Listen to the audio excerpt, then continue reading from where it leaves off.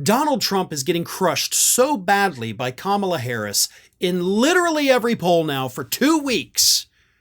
And the numbers keep getting better for Harris. But Trump's campaign has now had to come out and tell everybody that, oh, don't worry about the polls, because this is just, as they put it, suspended reality. Let me read you this. This is from Tony Fabrizio, Trump's chief pollster, who recently said, quote, "We are witnessing a kind of out-of-body experience where we have suspended reality for a couple of weeks, and in that suspended reality, it's almost like Kamala Harris never met Joe Biden. You know, they were passing acquaintances." Fabrizio said the campaign will work to counter what they described as Harris acting as if, quote, "she has no responsibility for anything that happened in the Biden administration." Yeah. You see, here's the thing, though. Kamala Harris, as vice president, really wasn't in charge of anything.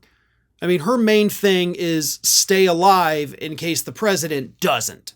I mean, let's be real. That is the main job of the vice president of the United States.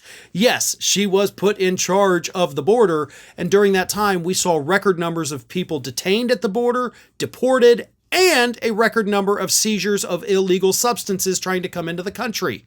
So I know Republicans want to tell us the border's out of control. It's not, though. You look at the numbers, it's actually pretty good. And the reason we even know about those numbers is because every time there'd be a major drug bust or a massive, catch of illegal people crossing the border, Republicans would put it on social media and be like, well, see, here you go. Accidentally touting Kamala Harris's success.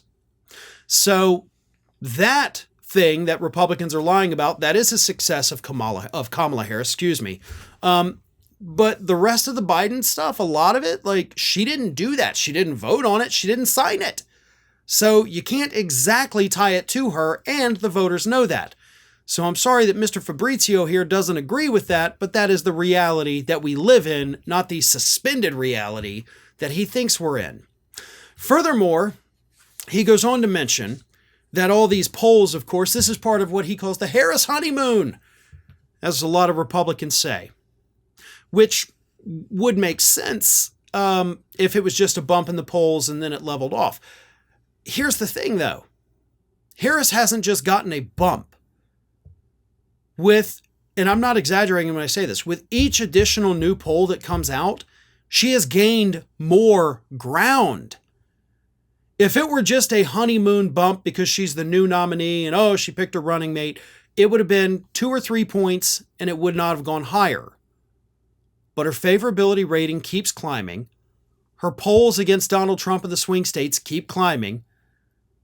Favorability, I already mentioned. Individual on the issues, she's climbing. She's now beating Trump on most of those, including the economy. And as Kyle Griffin from NBC News pointed out, it's even worse than that for Trump. Harris now leads by 13 points with women, 55% to 42%. She has gone from a 23-point lead with black voters over Trump a couple of weeks ago to a 54-point lead. So she's more than doubled her lead with black voters. Harris is up 9 points with independents, 53% to 44%. She was down 14 points with them a month ago. She's gone from 40% with white voters overall to 46%. Harris is leading Trump by 11 points with baby boomers, 55 to 44%. Latinos have also moved in Harris's favor, 58%. They said they would vote for her compared to 51% last month. So, yeah. That doesn't sound like a honeymoon to me. It actually sounds like people are getting to know her a little more as her and Walz go out and do these rallies, and they're looking at it and saying, you know what? I like her. I like her because she's not weird. I like her because she is smart. I like her because she's not Trump or Biden. Let's be honest, plenty of people think that too. So Trump's campaign can tell themselves, this is just suspended reality. There's only one camp living in suspended reality right now, guys. And it's definitely not the Democrats. Hi, everyone. This here is little Athena. And Athena would like to know why you haven't subscribed to Fair and Balanced yet. So please, don't let Athena down. Subscribe today.